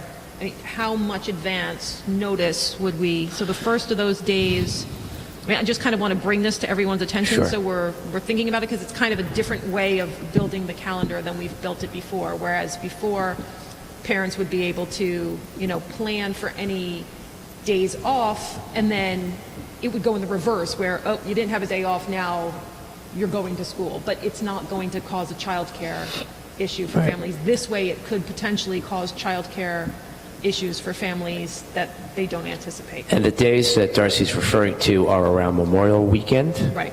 So, look, the weather forecasting is imperfect, so the best we as superintendents do is wait till like early April. I'll probably over spring break craft a letter I'm going to send to the community to update them on this year's calendar, because I bank on there not being snow or inclement weather. So that's likely what I would do next year. If we feel as a group that we should look at me announcing what kind of give back days we might have to get back earlier, I'll do that. I can do it late March. And the worst case scenario is we get a snow day in the middle of April and we have to pull one of those days in May back out. We could do that. We could do that. We could do a mid-March or a late March announcement. So that gives the community 2 months to make arrangements if necessary. Actually, 2 months and a week or two if we do it mid-March. Right. Do other people have thoughts or, I mean, My only other question is, what if we go over the number of snow days we need? If the opposite happens, and rather than giving back days, we need more days, with graduation being... those days are on the calendar too. What days will start? If we were to go like 7 days without school, God forbid we were to shut down school for days and days and days. So what I want to just point out as well is this year is a little bit different in that the end of the school year, because of the late September start, with the way Labor Day falls, if we were to add days to the end of the school calendar, we'd be going into the last week of June, which is commonly when people like to take their kids to camp and whatnot. So that's why I'm thinking this year, if any year, is a better year to be, not adding these days on to the end of the year if we don't have to. If we add days to the end of the year, we don't have any give back days built into the calendar, we're looking at going into that very last week of June for graduation, if we have snow days, which could be, I think, even greater problem for people who put deposits down on camp or have plans to run them to somewhere at the end of June. I think my proposal would be that I do my due diligence earlier than I usually would next year to make any announcement about adjustments to the calendar. So rather than what I'm going to do this year, which is wait until April to point out any adjustments to this year's calendar, maybe next year I'll do it in mid-March. It could be a viable solution to the concern. Okay. Any other thoughts about that? So am I the only one who's worried about the springing a day on folks? Because I am? Okay. All right. I think 2 months is a decent amount of time to make arrangements. It's unfortunate if it happens, but 2 months is a long enough time. Okay. All right. Wonderful. I just wanted to bring it up. I could be wrong. Could I ask about the park corrective action Sure. plan? We had discussed perhaps having a fourth item, which was a discussion with the high school students during a lunch period. I don't know that it necessarily needs to be on the corrective action plan, but did that opportunity ever come up? It hasn't happened yet, but it's going to. It is going to? Yeah. Okay, good. Thank you. Yeah, it's a great idea. That was the award-winning idea of the night. Thank you. Yeah, sure. Okay. Are there any other questions about any of the other curriculum and instruction items? I had a comment, not really a concern, about the supervisor of curriculum and instruction position being the person who gives advice and techniques to the classroom teachers, and also the person who's evaluating them. I just think that's actually a wonderful aspect to it. I mean, there's going to be relationships built with the classroom teachers, so I think that, from a teacher's perspective, from my former teacher days, I would think that that would be a bonus in having someone that would evaluate you but also give you feedback. So it's not just a heavy-handed central office position. So I think any of these improvements that we're making to our administrative personnel department, I do see a direct, improvement to the experience of the teachers and the students, I think. I just wanted to say that out loud. Yay. I like that. Okay, so if there aren't any more questions on the curriculum and instruction report, we will move on to finance and facilities. Mr. Krieger? Yes, thank you. We have gone over this, but I wanted to point out two different areas.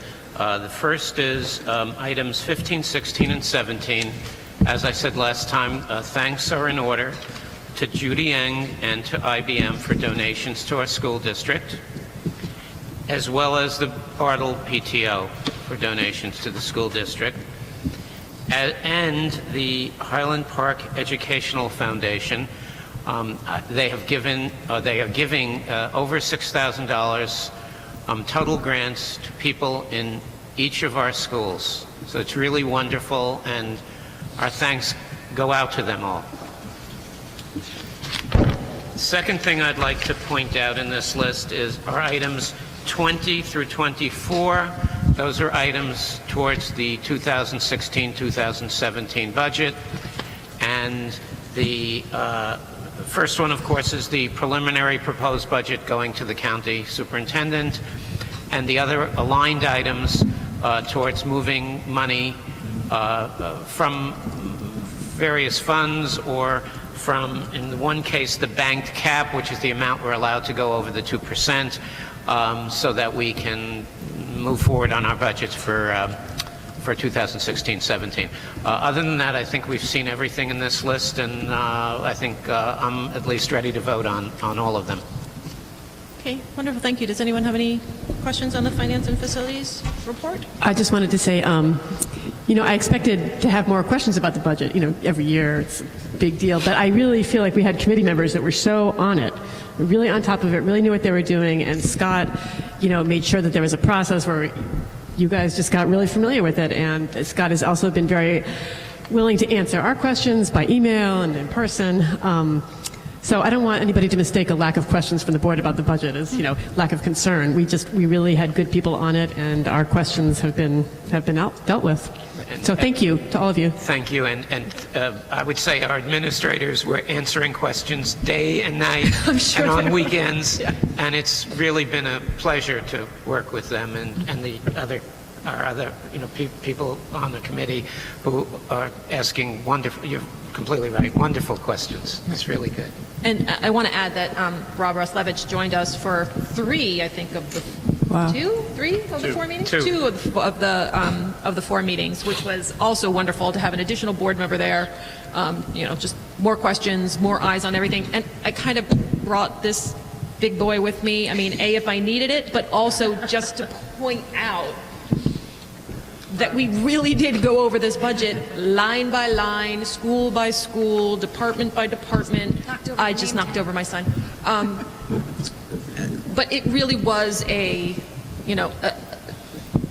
want to say a labor of love. We really did want to come to the board table this year really prepared for any questions that might come to us from the board, from the community, from wherever. And the fact that tonight is the first night that we're live streaming, I think is fantastic, and which is why I think we set up about 200 chairs, not only for the performance, but also, in case there were, a lot of questions and a lot of concern. I mean, we certainly do not take raising people's taxes lightly in any way, shape, or form. But our number one mission is to provide a thorough and efficient education to all of the students that walk through these doors every day. And we have to make sure that we're not shortchanging them in any way. So, my hat's off to Scott and to Linda and to their staff for, pulling all of this together for us. It's been a pleasure, a little time-taking. My kids might be a little grumpy, but, to go through the process and to, kind of land here at a spot where we can all feel comfortable and confident with what we're presenting to the public. And I'm glad that we have the dates ahead of time where, we can already tell you where we're going to be on what dates, and in what part of our community, to answer questions more directly in a more kind of informal setting. So I am very proud of all of us in our administrative team. So thank you all. So if there aren't any other questions about the Finance and Facilities report, we've already done Personnel and Communications. We don't have anything for policies. So we will move to public comment again. And I have to find my little spiel again. Why was it always so hard to find that? Here we go. The Highland Park Board of Education welcomes participation and has reserved this time for your comments. No pressure to the 2 of you sitting here. Do either of you have any public comments? Okay, seeing none, we will move on to voting on our committee reports. So, and we'll do that in order. So, Michelle, could you move the curriculum and instruction items? I would be happy to. Okay, so curriculum and instruction items I would like to move are numbers 1 through 9, including the change on number 7 of the date. Okay, wonderful. Is there a second? Second. Is there any discussion?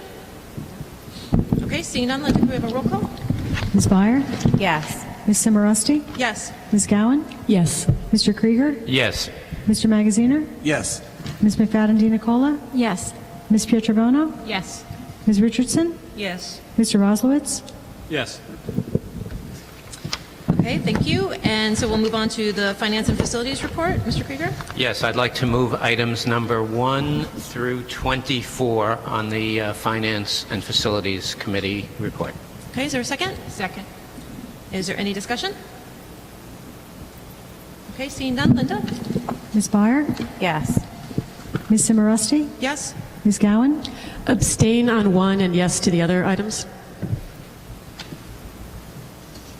Mr. Krieger? Yes. Mr. Magaziner? Yes.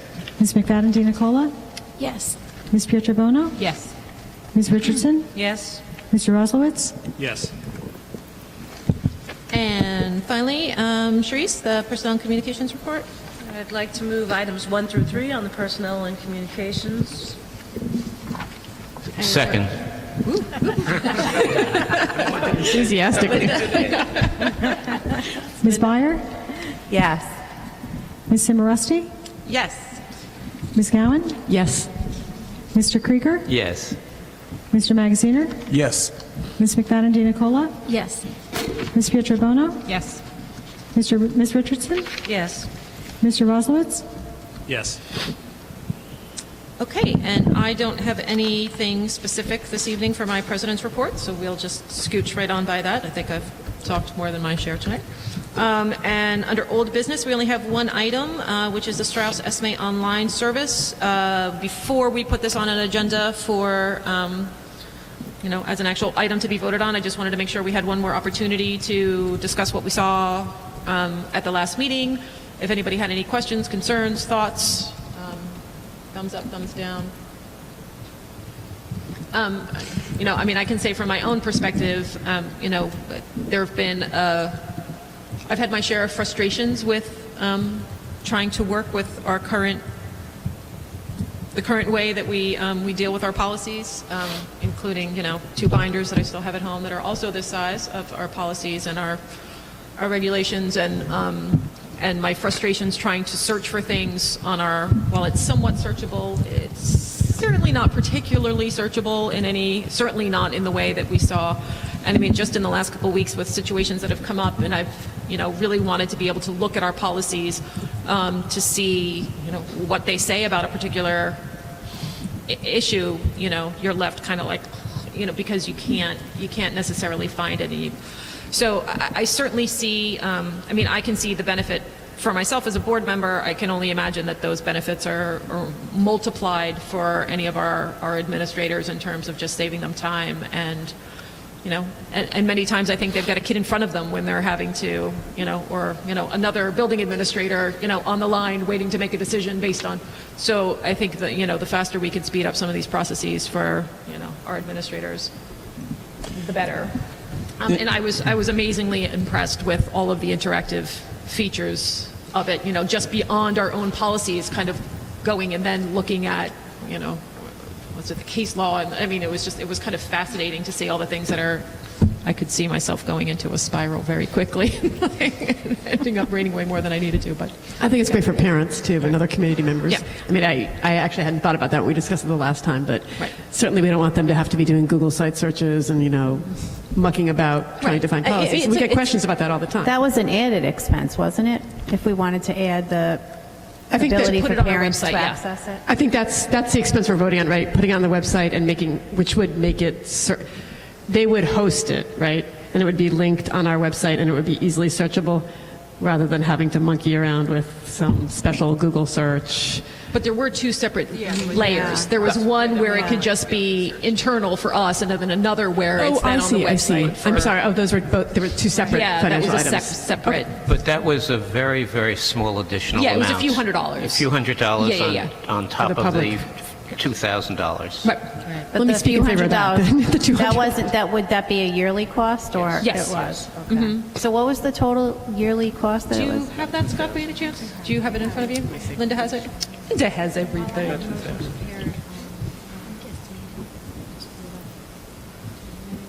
Well, there was a one-time setup cost, right? $1,000. 1,000, and then it's a 2,000 About $2,000 a year, something like that. Yeah. Beyond that. Okay, so the setup fee, one-time fee is $1,000. Then the public access online was $395. The online the online regulations was $100. Actually, I don't see. That's all I have in this here. Without. Because I think there was the setup fee, but then there was also the yearly fee. Yeah, $395. The public access. Oh, public access. Yes. Oh, that's the reason that I didn't have it in here was because they are offering this at no charge for the remainder of 2015-16. Gotcha. And I don't have the next year fee in here. It was about $2,000 a year for that the sounds about right. service, Yeah. $395 for the public access, and the $1,000 setup fee, if I remember the numbers. I have it right here. We would have to put it on the next agenda for as a resolution, so we've got time between now and then to hash out your questions. Yeah, the annual fee is $1,595. $595? $1,595. Yeah. Okay. I do wish that there's something that could be done with our website to make it more user-friendly. I don't know who does the coding, if it's our contractor, the people that designed our current website or that implemented it. What's the third-party company called? I don't remember. Anybody have any idea what I'm talking about? Okay. You don't? You know how we don't design the website entirely by ourselves? We pay a company, whatever it's called, web server company. Like a subcontractor or something. What? Like a subcontractor or something. A subcontractor, yes, for the website. So I don't know how much is sort of our staff's responsibilities, be a big task to ask them to make the website more clearly searchable, and what is the responsibility of the contractor. But it would be, if there's anything the contractor could do to sort of make the website more usable in that way, it'd be fantastic. But I don't know that the website has I guess we could certainly ask the question if the website even has that capability. Yeah, I don't think it does. right, I don't know if it does. It doesn't those now. are just put up as PDFs, so, and not searchable PDFs.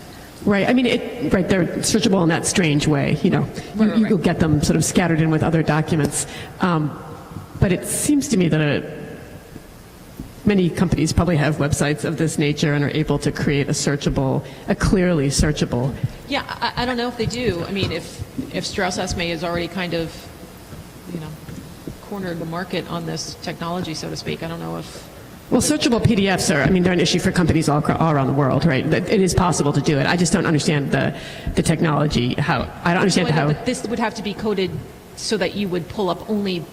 Policy. The beauty of this, exactly, is that it's only going to deal with our policies. You're going to do a search and you're only searching our policies. You're not searching our whole website and right. Whatever other... And I'm wondering what the investment in labor and third-party contractor costs would be having that done natively. In other words, so we could have all the policies are available on our website. How much would it cost to make them searchable in a meaningful way, meaning just searching the policies? I don't know. But I think perhaps at some point we'll explore that. I think one of the advantages, though, was with the Strauss Esme, it also linked to the particular statutes, which I think would be beyond the range of what we could really do within our, because making the PDF searchable, I think it was one of the features that we used to have on our website before we ported it over, and now it's slowly coming back together again from my experience with our own website. But the Strauss Esme had that benefit of being able to click to the particular statutes that were being cited without having to do a separate search on a separate website. So there was that feature of it that I was really intrigued by. It also has the case law. I should add the case law. Yeah. I think we already had access to the case law, though, correct? I mean, we're not talking about paying for the case law now. The case law was already a feature of our Strauss Esme subscription. But I tend to agree. It seems like something that a full-featured website would do. It would have searchable PDFs. It would have a way to search policies. I agree. We're not going to do this now.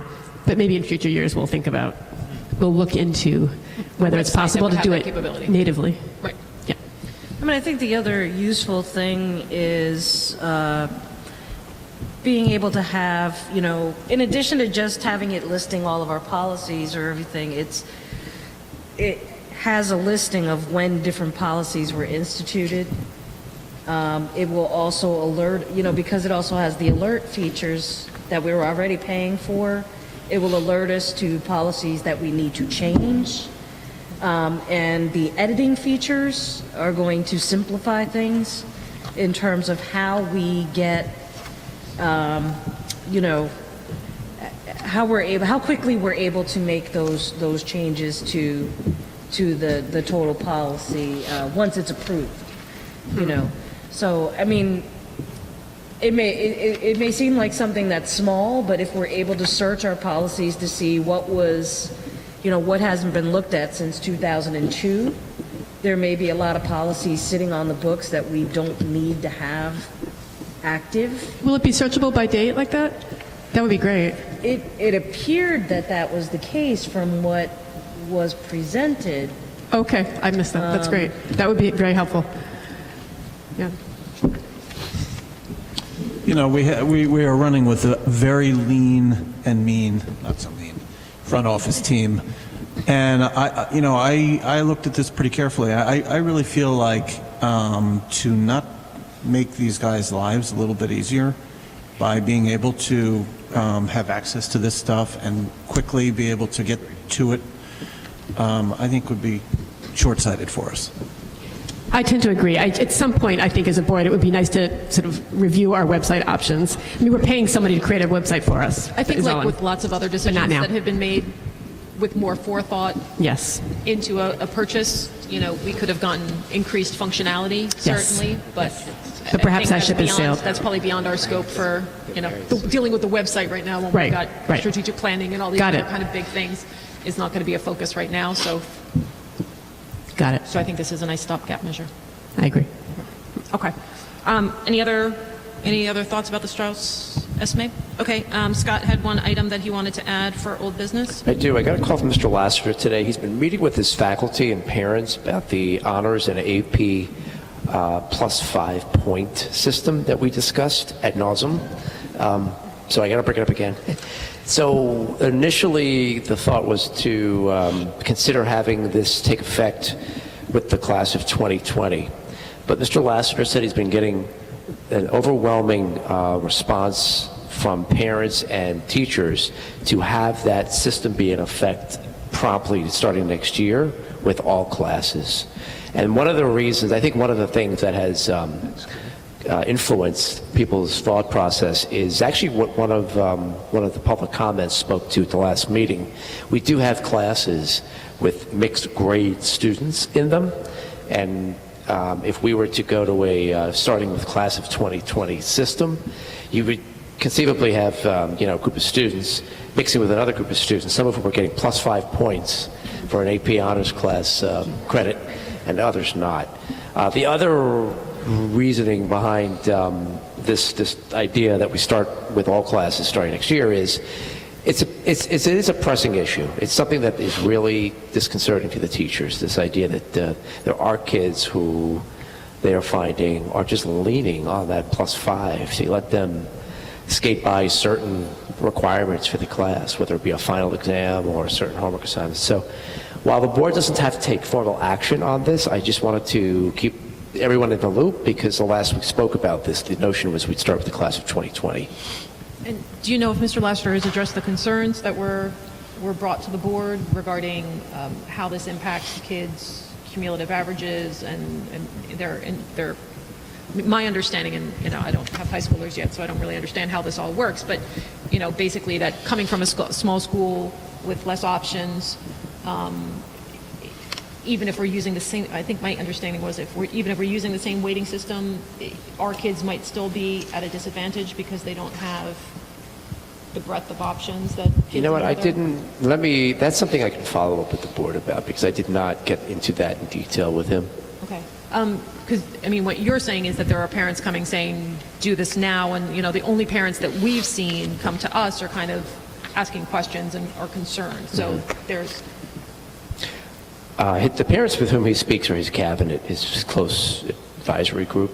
But I can get back to the board by email about that question. And I guess my thought would be, has Mr. Lassiter considered putting out something more broadly to the high school community to get their feedback, rather than just a small, I'm sure his cabinet... It's something that, I don't know if he's considered that. So he was going to send a letter out tomorrow or the next day to announce this change. Sounds like the board would like more input. Even though the board doesn't take action, I would like your support. So I'm willing to work. Yeah, well, the concerns that were addressed to us either at the board table or via email, and we haven't gotten a report as to whether those concerns have been addressed. So that would be my concern with Mr. Lassiter sending that out tomorrow is, I don't have the answers to those questions that have been asked to us, and if those parents haven't been given those answers yet, and those concerns alleviated by Mr. Lassiter, I would think that we would get some, or he would get, and then us would get some conceivably. Well, I think what I'll do, if it's acceptable with everyone, is get back to you promptly with answers to those questions, and then by email, because we don't have a board meeting for 3 weeks. And then you can get back to me if you have additional concerns, because you can't reply all. If you have a specific concern, I can try to address it one-on-one. And hopefully through that venue, emailing, we can resolve any concerns you have so that he can go ahead and move forward on some level. And like I said, I personally don't really have the depth of knowledge in this to know whether, all I can look at is what was presented to us, which was teachers who were concerned, but then we also concerned and wanted to see this change, but then we also seem to have parents who were concerned and seemed somewhat dubious about the change. So I would just, want to make sure that those parents' concerns have been addressed, because I don't know how to articulate concerns of my own. I do have a question that was brought up by one of the parents.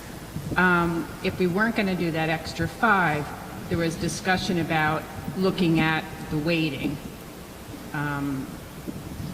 because that was an issue that maybe it would make up for the difference of us compared to some of the different schools.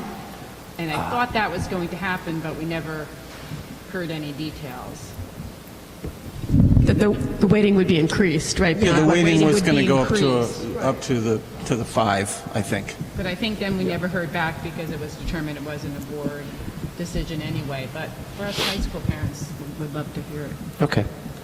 Yeah, so I'll work that through email with the board. Thanks. Okay, we don't have anything on the agenda for new business, but did anyone have anything?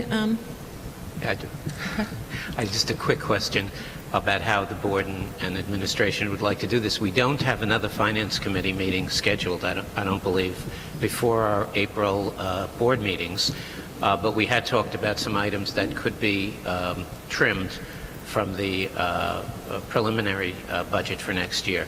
How do we want to address those? I just thought I'd bring it up. Maybe Scott or Linda could comment. Do we want to have another meeting, or just a conference call or some emails? How would you feel comfortable doing that? My initial thought is email would be the best way to go. What do you think would be the most effective way to do it? I'm not the first guy who wants to be at meetings day and night, Thinking so I would